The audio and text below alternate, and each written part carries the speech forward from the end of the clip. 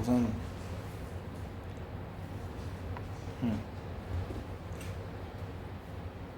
자, 밑줄 치고 그냥 잠 깨라고 하나 해주면 뭐 어떤 거냐면, 티켓몬스터가 문제가 뭐냐면 지금 돈이 없어. 그러니까 이거를 티켓몬스터로 물건 산 사람들한테, 그 사람들한테 원래 물건을 제공하는 게 티켓몬스터가 아니라 그 판매자들이 따로 있거든. 뭐 모드 투어든 대한항공이든 이런 식으로 있어. 그래서 티켓몬스터가 어떤 거냐면, 너희가 거기서 물건을 사면 그 물건 값을 티켓몬스터가 받고 그 돈을 나중에 셀러한테 준단 말이야. 셀러한테 다시 주고 셀러는 돈을 받는 건데, 티켓몬스터가 지금 어떤 거냐면 그 물건 판 사람들한테 돈을 못 주는 거야. 이게 가장 심한 게 뭐냐면, 그 대한항공만 해도 티켓몬스터한테 비행기 상품을 주고 100억을 못 받았대 지금. 그러니까 근데 티켓몬스터, 아니 대한항공뿐만 아니라 여러 개 업체들이 다 그래 된 거야. 그래서 지금 티켓몬스터가 그렇게 돈을 셀러한테 안 주니까 셀러가 어떻게 나오냐면, 구매자가 티켓몬스터로 산 티켓을 안 받아주는 거야. 즉 대한항공이, 야 너 그거 티켓몬스터 산 거 가져와봤자 너 비행기 못 타, 이렇게 나오는 거야. 그러니까 대한항공 티켓몬스터로 대한항공 비행기 표를 산 사람은 당황스러운 거지. 그래서 티켓몬스터 가서 환불해달라고 그랬어. 이거 티켓몬스터 티켓으로 가져가니까 대한항공 비행기 탈 수 없다는데요 하면서 환불해달라니까 티몬이 환불 못 해준다는 거야. 그게 알고 보니까 티몬이 지금 뭐가 없는 거야? 돈이 없는 거야. 그래서 인터넷 뉴스에 나올 거야. 자본 잠식. 그래서 너희는 회계를 배웠으니까 아마 알 거야. 자본이라는 게 뭔지 알지? 온전한 기업의 재산이잖아. 근데 그거를, 자본을 이미 부채가 잠식해버린 거야. 부채가 너무 많아서 자본이 사실상 다 넘어가 버린 거야. 근데 갑자기 티켓몬스터가 왜 이래 됐냐면, 티켓몬스터가 무리하게 여러 개 업체들을 인수합병했어. 그러니까 인수합병하는 도중에 고객의 돈을 가지고 그걸 인수해버린 거야. 그러니까 원래는 그 돈을, 고객에게 받은 돈을 대한항공이나 뭐 호텔스타컴이나 이런 데 다 돈을 나눠줘야 되는데, 티켓몬스터가 그 돈을 가지고 그 미국의 위시라는 업체가 있거든. 그걸 사버린 거야, 현금으로. 그러니까 지금 갑자기 어떡하냐면, 그게 약간 돈이, 현금이 없는 거지 지금. 그래가지고 지금 망했는데, 내가 이 이야기를 왜 하냐면, 그래 결론은 간단한 건데, 그래도 금융과 경영과로 온 게, 그래도 너희가 이런 개념을 기본적으로 안다는 거야. 그러니까 나중에 뉴스 볼 때 그런 자본 잠식 이런 것도 너희가 주의 있게 보고, 그리고 지금 하는 내용도 이런 내용을 하고 나면 너희가 뉴스 볼 때 훨씬 더 알 수 있는 게 많다는 거야. 알겠지? 자, 그럼 가볼게. 말이 좀 설명이 길었는데, 자, 금리를 결정한 요인에는 바로, 금리는 돈의 가격입니다. 그래서 금리가 높다는 건 돈의 가격이 어떻다는 거야? 높다는 거지. 그치? 그래서 금리를 높이면 높일수록 비트코인은 오히려 떨어집니다. 그러니까 달러 금리를 높이면 높일수록 비트코인은 그게 영향을 받아요. 왜냐면 달러가 가치가 올라가면 비트코인이 상대적으로 떨어지는 거거든. 그래서 최근에 비트코인이 올라가기 시작했죠. 왜? 달러 금리가 내려갈 것 같기 때문에 비트코인이 올랐습니다. 그래서 비트코인이 3천만 원 하다 지금 최근에 1억 또 다시 찍었죠. 그래서 비트코인 3천만 원에 샀던 사람은 지금 1억에 하면 7천만 원 번 겁니다. 하여튼 금리는 바로 돈의 가격이고, 돈의 수요와 공급에서 결정되는데, 즉 돈에 대한 수요가 많으면 금리는 올라가고, 돈에 대한 공급이 많으면 금리는 떨어집니다. 무슨 말인지 이해돼? 그래서 돈의 수요가 많으면 돈의 값어치가 올라가니까 금리는 올라가고, 돈의 공급이 많아지면 금리가 떨어지죠. 그래서 코로나 때 워낙 돈을 많이 풀어버리니까 금리가 떨어졌던 겁니다. 자, 그리고 경기 동향으로 보면, 자, 경기가 좋으면 일반적으로 금리가 올라갑니다. 그리고 경기가 안 좋으면 하강을 하죠. 왜냐하면 경기가 호황일 때는 기업이 물건을 잘 팔릴 것을 예상하기 때문에 투자를 증가시킵니다. 그래서 돈에 대한 수요가 증가하죠. 왜냐하면 어떤 거냐면, 삼성전자든 현대차든 막 돈을 이렇게, 장사가 잘 될 것 같으면 공장을 어떻게 하겠어? 더 많이 지어버립니다. 최근에 문제가 그거죠. 삼성전자가, 문제는 아니야. 우리 지금 삼성전자 잘 나가는데, 어떤 거냐면 삼성전자가 워낙 반도체가 잘 팔리니까 원래 공장이 수원이랑 화성에 있거든. 근데 워낙 삼성전자가 장사가 잘 되니까 어디다 공장을 세워버렸어? 평택에다 엄청 큰 단지를 세워놨습니다. 지금 삼성전자가 거기 엄청 세워놨어. 근데 문제가 뭐냐면, 지금 반도체가 만약에 안 팔리기 시작하면 삼성전자는 돈을 엄청 많이 들여서 거길 지어놨는데 갑자기 이제 그럼 재고가 쌓이게 되는 거죠. 그래서 그런 건데 하여튼 경기가 좋으면 잘 팔리고 예상해서 돈의 수요가 증가해서 금리 올라가고 경기가 하락하면 아무래도 기업들은 돈의 수요를 원하지 않기 때문에 금리도 하락합니다. 요 이해돼? 알겠어. 자, 물가가 상승하면 금리는 올라가고 물가가 하락하면 금리는 내려갑니다. 요거 적었어? 자 그럼 한번 볼게. 자, 어떤 거냐면 물가가 상승할 것 같다면은 아무래도 미래에 살 수 있는 게 감소하는 거지. 그러니까 짜장면 값이 올라가니까 짜장면 두 그릇 사 먹을 거 한 그릇밖에 못 사 먹으니까 지금 우선 돈을 많이 필요하겠죠. 왜냐면 돈을 쓰려고 하니까. 그래서 금리는 올라갑니다. 근데 나중에 물가가 안정될 것 같으면 뭐 굳이 지금 살 필요 없잖아. 그렇잖아? 그러면은 그냥 돈을 별로 수요하지 않으니까 금리가 하락하는 거죠. 이해돼? 그래서 이런 거죠. 그리고 자, 다른 나라 금리 수준입니다.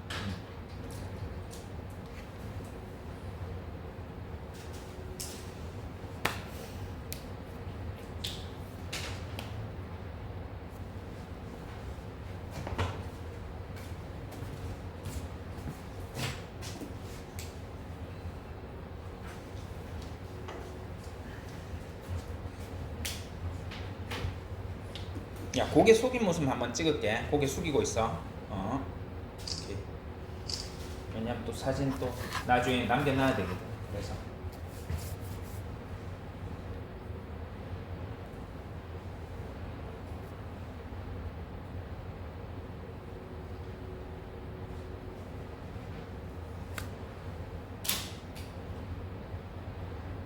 자, 요거 설명 가봐도 될까? 자, 한번 얘들아 한번 물어볼게. 우리나라 금리가 높을까? 미국 금리가 높을까 지금? 미국 금리가 더 높아. 그럼 너 생각해봐. 우리나라 은행에 적금하는 게 좋아? 미국 은행에 적금하는 게 좋아? 미국 은행에 적금하는 게 좋지. 무슨 말인지 이해돼? 한번 봐봐. 우리나라가 지금 금리 높다고 했어? 미국이 높다고 했어? 미국이 높다 그러지. 그럼 우리나라 금리는 어떻게 돼야 돼? 높아져야 되는 거야. 왜냐면 왜 이렇게 되냐면 미국 금리가 더 높다 싶으면 사람들이 다 미국에다 돈을 예금할 거잖아.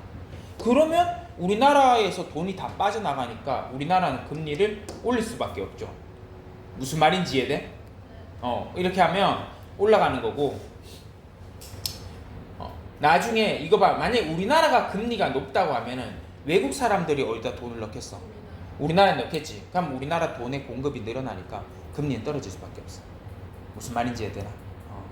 자, 이거는 외국이 더 높으면 외국으로 돈이 다 공급 가보니까 공급이 줄어가지고 금리는 올라갈 수밖에 없다는 거야. 이해돼? 근데 얘들 한 가지만 그냥 더 이거 외로 이야기해주면 미국이 지금 금리가 높아. 근데 지금 금리가 올라갈까 아니면 내려가고 있을까? 내려가고 있어. 왜 그럴까 그러면? 아니 이거 배운 대로 그렇잖아. 우리나라가 지금 3점 몇 %고 미국이 4점 몇 %야. 국채 금리 자체도. 근데 지금 미국이 우리나라보다 금리가 높은데 우리나라 금리가 올라가지 않고 떨어지고 있어. 왜 그럴까? 돈이 없다기보다는 누군가 조작하고 있기 때문에. 그렇게 정보 비판 쪽이 아니라 누가 조작을 하고 있냐면 조작보다는 조율이라는 표현이 많은데 지금 이주열 한국은행 총재가 이거를 기준금리를 안 올리고 약간 떨어뜨리거나 유지하고 있기 때문에. 이게 무슨 말이냐면 너희가 배우다 헷갈릴까봐 이야기하는데 쌤 금리가 무조건 이렇게 이동하는 건가 하면 반은 맞고 반은 틀리는 게 뭐냐면 원래는 외국 금리가 높으면 우리나라 금리 올라가고 우리나라 금리가 낮으면 더 높으면 떨어지는 게 맞는데 한국은행이라는 중앙은행은 기준금리를 조율할 수 있다는 걸 배웠죠. 그래서 기준금리는 한국은행이 정하는 거예요. 그래서 이주열 총재가 그거를 선장인 거지. 그래서 금리를 어느 정도 조율을 하고 있는 거예요. 그래서 그렇게 된다는 거. 1학년은 한국은행 안 배웠지? 그래. 뒷부분 한번 할 때 할게. 자, 금리와 경제는 경기가 호황일 때는 올라간다고 했습니다. 그리고 경제는 항상 이렇게 순환하기 때문에 금리도 왔다 갔다 합니다.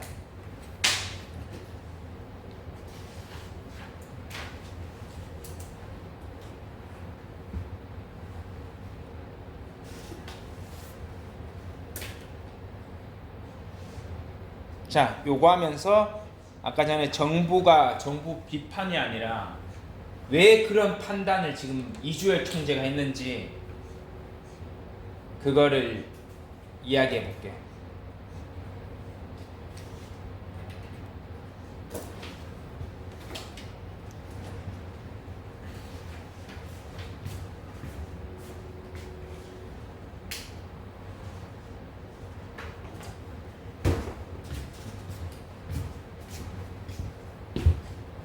딴 데 들어갈까봐. 자, 그럼 가볼게. 자, 경기가 좋으면 물가가 올라갑니다. 왜? 경기 좋으면 물건 비싸게 팔아야지. 그래서 경제가 좋을 때 주로 물가가 올라가요. 그래서 그러다 보면 기업들은 물건 잘 팔리네 이러면서 투자를 증가하고, 그 다음에 가게는 아빠가 돈 잘 버니까 소비를 많이 하죠. 이러다 보면 화폐 수요가 증가하죠. 왜? 아빠가 돈을 많이 쓰고 기업도 돈이 많이 필요하니까. 그러다 보면 화폐는 수요는 증가하는데 그에 비해 공급은 감소하고, 이러다 보면 금리에 돈의 가치가 올라갑니다. 요거 눈으로 따라도 돼. 이해돼? 자, 근데 금리가 인상돼 버리면 어떤 일이 벌어지냐면, 금리가 높아지면 기업이 투자가 위축돼요. 그리고 가게는 저축을 많이 해버립니다. 그럼 이렇게 돼버리면 어떻게 되냐면, 기업이 투자를 안 하고 가게가 돈을 안 쓰니까 화폐 수요가 감소하고 오히려 화폐 공급은 증가합니다. 왜냐하면 수요는 없고 저축을 많이 해버리니까 돈이 많이 공급돼 버리는 거지. 은행에 사람들이 돈을 다 꺼내다가 주는 거야. 그러면 돈이 공급이 그만큼 늘어나지, 은행에.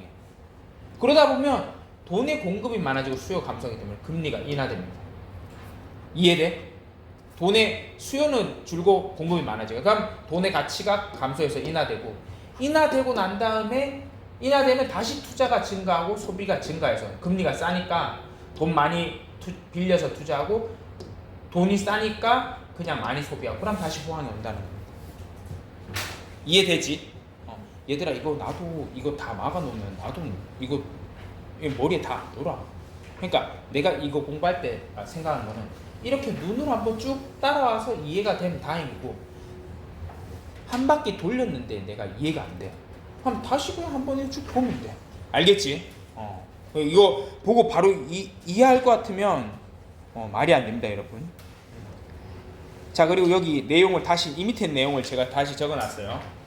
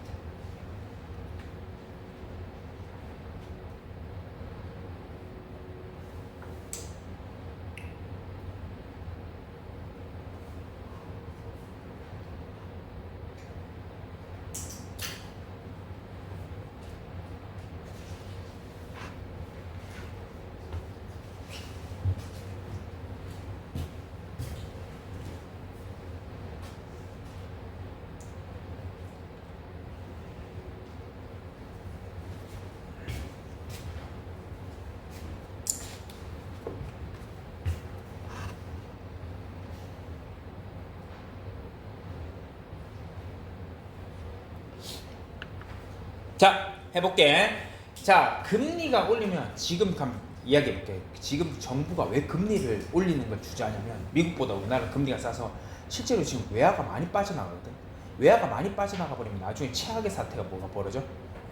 IMF야. 그게 외환 부도야. 그러니까 웬만한 우리나라가 수출이나 무역을 할 때 우린 대부분 원화로 결제하는 게 아니라 달러로 결제하거든. 그래서 어느 나라든 다 달러를 일정 이상 가지고 있어야 돼. 근데 지금 정부가 외환이 빠져나가고 있는데도 이걸 금리를 쉽게 못 올리는 이유가 있어. 뭐냐면, 금리를 올려버리잖아. 그럼 기업 투자가 어떻게 돼? 감소해버려. 감소하면 소비도 감소하고 결국 저축만 하다 보면, 물론 금리는 나중에 떨어지지만, 뭐냐면 첫 번째 지금 정부가 걱정하는 건 뭐냐면, 기업이 투자가 떨어지면 그 다음부터 경기가 떨어지기 시작합니다. 위축돼. 그리고 정부가 지금 제일 걱정하는 게 뭐냐면, 지금 우리나라 집집마다 대출이 너무 많아. 근데 금리를 올려버리잖아. 그러면 가게들이 다 너무 대출 빚 갚는데 돈을 다 써. 그럼 이 사람들이 물건 살 수 있어, 없어? 없지. 그게 결국은 소비가 엄청 줄어들어. 그리고 더 큰 문제는 지금 정부가 제일 걱정하는 건 뭐야? 금리를 올려버리면 제일 문제가 뭐냐면 지금 부동산 시장이 떨어지잖아. 떨어지는 것까지는 괜찮은데 건설사들이 부도나란 거거든. 왜냐하면 건설사들이 한때 최근에 막 코로나 때 그때 땅을 엄청 비싸게 주고 샀단 말이야. 근데 그게 대부분 분양이 안 돼. 그러다 보니까 아니 이거야 간단하게 말할게. 건설사들이 막 그때 아파트 엄청 올랐잖아. 그럼 땅을 건설사들이 사겠어 안 사겠어? 사겠지. 왜냐 아파트가 장사가 잘 되니까. 땅을 엄청 미친 듯이 비싸게 산 거야. 샀는데 막상 최근에 아파트 값이 떨어졌잖아. 그럼 이 아파트를 지을 수 있어 없어? 없지. 왜냐면 사람들이 다 분양을 안 받으니까.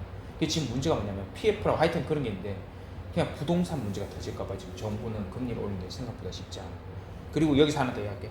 웬만한 기업들한테 웬만한 나라들은 다 금리를 내리고 싶어요. 왜냐면 금리를 내리면 기업 투자가 증가하거든. 그럼 기업이 투자를 많이 하면 그만큼 또 직장에서 월급도 많이 줄 거고 삼성전자 공장 하나, 두 개, 세 개, 네 개, 다섯 개 지으면 사람들이 더 취업될 거 아니야. 그럼 소비가 늘어나고 저축이 주니까 이런 데서 결국 금리가 올라가지만 하여튼 우선 이걸 바라는 거지. 무슨 말인지 이해돼? 쌤 근데 어차피 금리 올라가잖아요. 이 생각하잖아. 금리가 올라갈 수밖에 없어. 왜냐 금리 떨어뜨리면 나중에 이래 되니까 이거를 지금 자기가 하고 싶진 않아하는 거야. 대부분 정부들이. 무슨 말이냐면 그 바이든 미국 대통령 바이든이나 윤석열 대통령이나 웬만한 대통령들은 다 자기 시대 때 욕을 하고 싶은 거야. 그랬다가 그 다음 정부한테 뭐 준대? 이거 준다는 거지. 그러니까 이게 웬만한 정부들이 이걸 하고 싶지 이걸 하는 게 생각보다 쉽진 않아. 무슨 말인지 이해되지 얘들아? 네. 자, 그 다음에 요거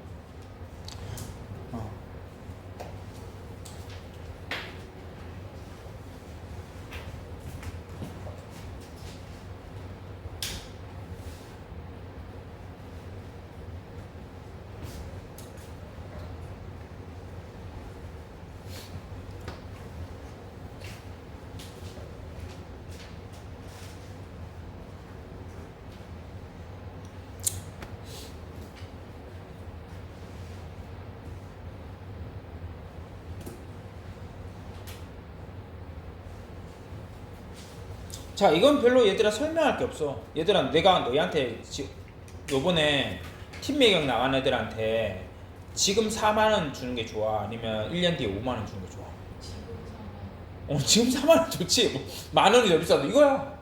미래 현금보다 지금 현금 더 선호한다고. 이게 유동성 현상이라고. 즉 지금 주면 그 돈을 갖고 뭐라 해볼 수 있지만 1년 뒤에 준다면 만원을 더 주더라도 유동성이 묶여버리잖아. 그래서 왜 이러냐면 미래 소비보다는 현재 소비를 선호하는 거. 그 다음에 인플레이션 되니까 선생님 그때 돼서 5만원 줘도 지금 이어폰 4만원짜리나 그때 가면 5만원 할 거니까 지금 돈 받는 게 낫다는 거지. 요거 이해돼? 별거 없지 이거는. 그리고 여기 자 그리고 미래의 화폐 가치를 현재 가치로 환산하면 그거를 현재 가치라고 합니다. 그래서 쌤 지금 그때 5만원 준다고 하지만 그때 5만원이 5만원이 아닌 거지. 이거 구하는 것까지 안 나올 텐데 아까 전에 할인율 봤던 거랑 똑같은 내용입니다. 만약에 5만원이 아니라 내가 만원을 준다고 해. 근데 지금 이자가 10%야 할인율이. 자 그럼 어떤 거냐면 지금 현재 가치로 치면 9,090원 받아야 된다는 거예요. 할인율로 요걸 나눠주기 때문에. 쌤 이거는 공식인가요? 아니 나누기요. 그냥 나누면 1.1을 나누면 만원에 1.1 나누면 90원 아니 90에서 계속 이게 미만 버리고 하면 9,090원은 받아야 된다는 겁니다. 1년 뒤에 선생님이 만원 줄까 아니면 현재 가치로는 얼마 줄까 그러면 쌤 9,090원을 줘야죠. 지금 이자가 10%인데요. 이렇게 말해야 된다는 거예요. 만약에 9,000원 준다 그러면 쌤 9,000원만 주세요 그러면 바보지. 왜냐하면 90원을 떼먹히는 거니까. 1년 뒤에 만원 받으면 현재 가치로 치면 9,090원은 받아야 된다는 거죠.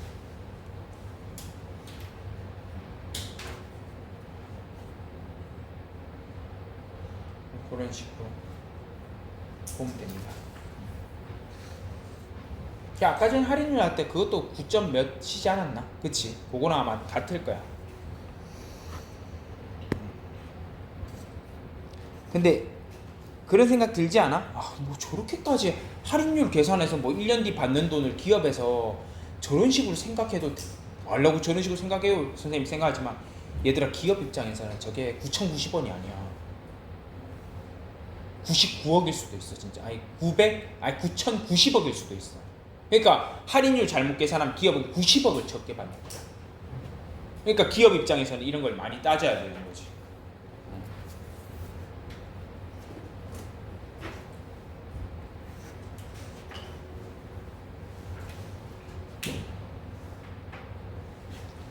잠깐만 좀 하다가 아니, 시간은 타이밍인데 시간은 좀 됐는데 그래도 집중 잘하고 있는 것 같아서 할 때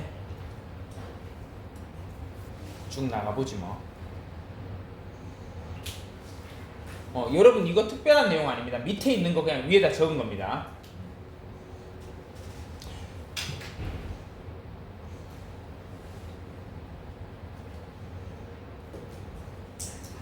자, 설명할게.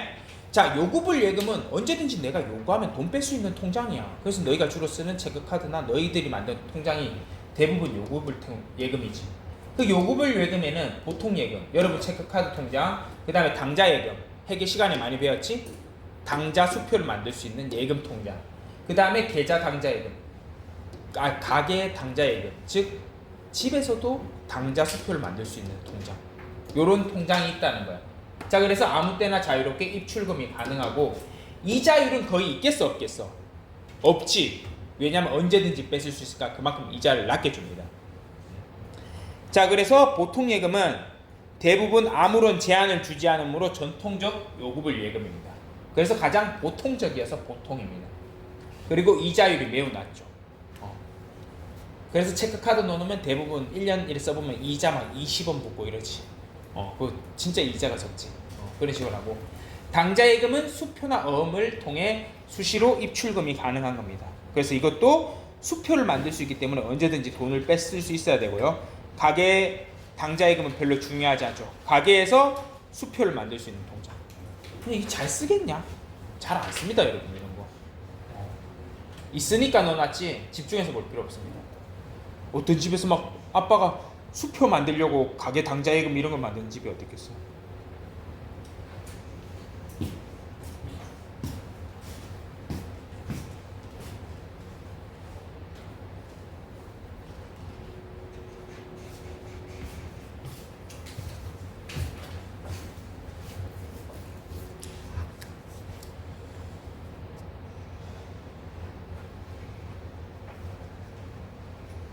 예금 적금만 딱 하고 좀 쉬자, 알겠지? 또 바로 20분 넘어가니까 약간 힘들어.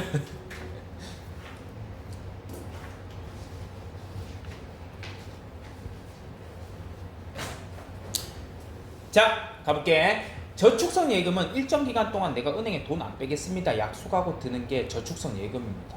그래서 저축하는 거고, 그래서 돈 찾지 않을 것을 약속하죠. 그 대신 은행은 고마우니까 일정하게 돈을 주니까 많은 이자를 줍니다. 하지만 중간에 그 통장을 깨면 어떻게 될까? 이자가 엄청 줄어들죠. 왜냐하면 은행을 배신한 거니까. 그래서 이자를 많이 안 줍니다. 통장을 깨면. 그래서 엄마가 막 통장 이거 깨면 안 되는데 뭐 이런 말 하실 때 있잖아. 물론 돈이 많은 사람은 그런 말 안 들어볼 텐데 우리 어머니 자주 말을 하셨던 것 같아요. 그래서 깨면 안 되는데 막 이러면서 갑자기 돈 쓸 일이 생기면 그래서 이자를 많이 줍니다. 자, 적립식 예금은 일정 기간 매월 적립하는 식으로 돈을 넣는 겁니다. 그래서 여러분이 50만원, 50만원, 50만원 이러면 이게 적립식 예금입니다. 이게 흔히 적금이라고 부릅니다. 선생님, 그러면 예금이 맞는 거예요? 적금이 맞는 거예요? 적금, 적립식 예금 다 맞는 말이죠. 무슨 말인지 알잖아? 적립식 예금의 가운데를 줄이면 적금이 되는 거예요. 그래서 만기가 있습니다. 대부분 1년 아니면 2년 이런 식으로 하죠.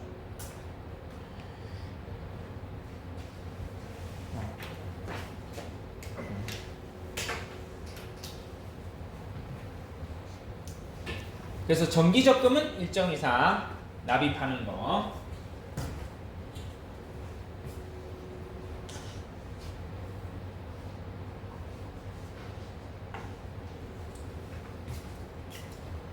책이 좀 더 내용이 어떤 것 같아?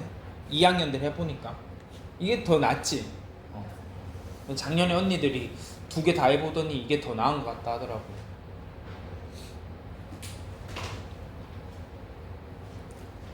그리고 지금 안 온 3학년 선배 3명은 다음 주부터 방학 때까지 계속 온다 이제. 팀 매경을 하는 것도 아니고 걔들은 산학 맞춤반 하거든.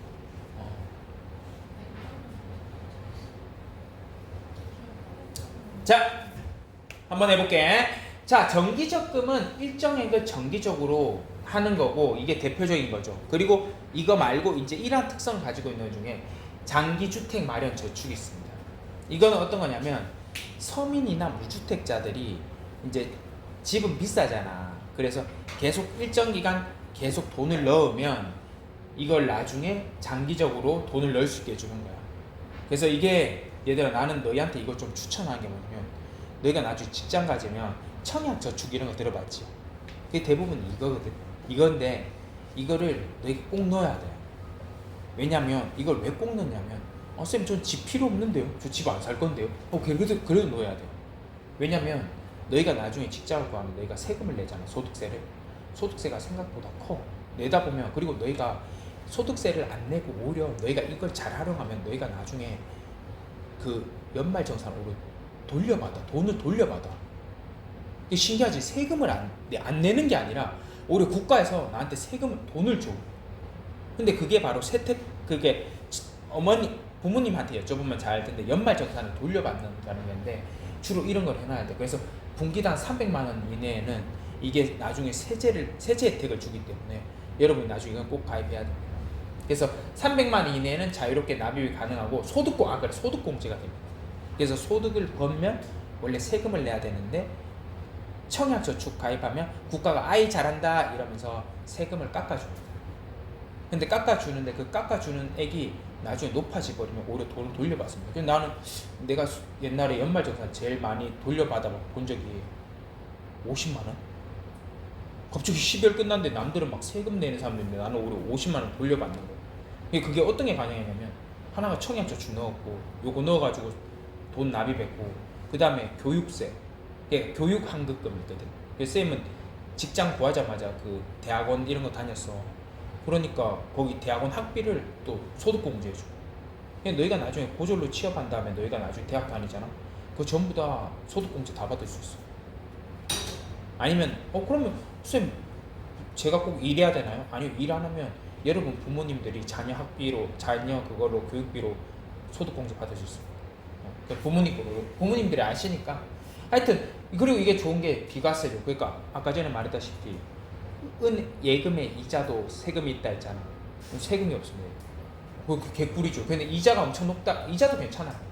이거는 가입을 해야 됩니다. 그리고 만약에 이게 마지막으로 근데 내가 뭐 방문 판매한 같은데 마지막으로 얘기하면 내가 많이 못 넣겠다 싶으면 10만 원씩은 넣어.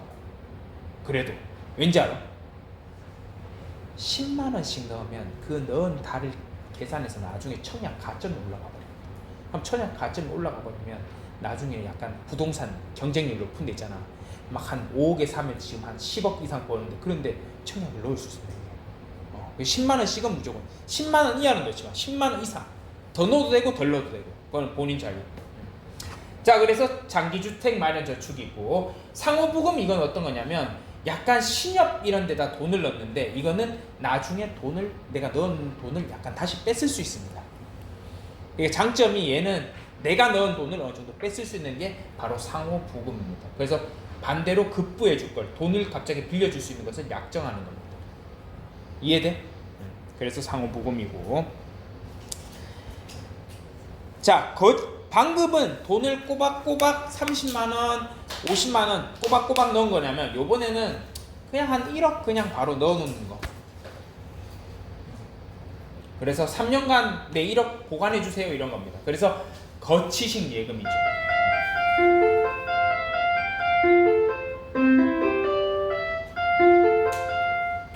돈 좀 많은 사람들 이거 많이 합니다. 왜냐면 1억인데 1억을 집에 놔둘 수 없잖아. 그렇다고 보통 예금 넣어놓자니 이자가 너무 좋고 1억 그냥 거치식 예금에 넣어놓죠. 넣어놓으면은 걔가 이자를 낳습니다. 그래서 얘가 그냥 일반적으로 아까 적금 이걸 예금 이렇게 표현하기도 하는데 풀네임은 거치식 예금입니다. 그래서 아마 2학년들은 봤을 텐데 사회책이나 뭐 경제책 이런 데 보면 이게 가끔 그 금융일반책도 그런데 매달 꼬박꼬박 넣는 걸 적금이라고 그냥 이런 식으로 돈 넣는 걸 예금이라 그래 적어놓은 책들이 많죠. 왜냐면 얘는 그냥 거금이라 하진 않거든. 그냥 이거 예금, 아까 전에 거 적금 이런 식으로 말하기도 하죠. 됐지? 자 여기까지 하고 입출식만 요거 하고 보고 여기까지 하고 잠깐 쉬었다 할게요.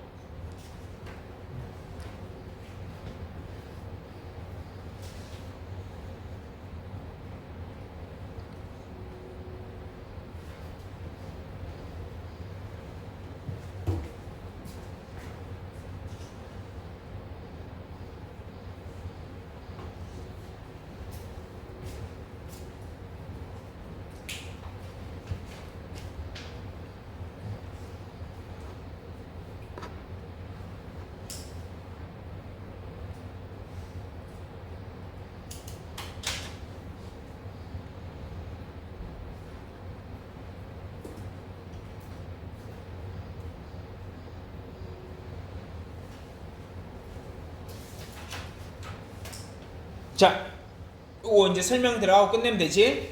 자, 갈게. 이미 설명 다 했으니까 정기예금은 금리가 높죠. 오랫동안 넣어놓으니까. 그 다음에 거치식 해놓고 대신 일정 이상 이걸 해야 됩니다. 그래서 100원 갖다 주고 저 정기예금 들 건데요.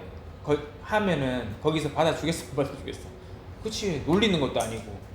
그래서 일정 이상 금액이 돼야 가능합니다. 그리고 중대해지라면 낮은 이자율을 받아야 됩니다. 원래 받기로 이자보다.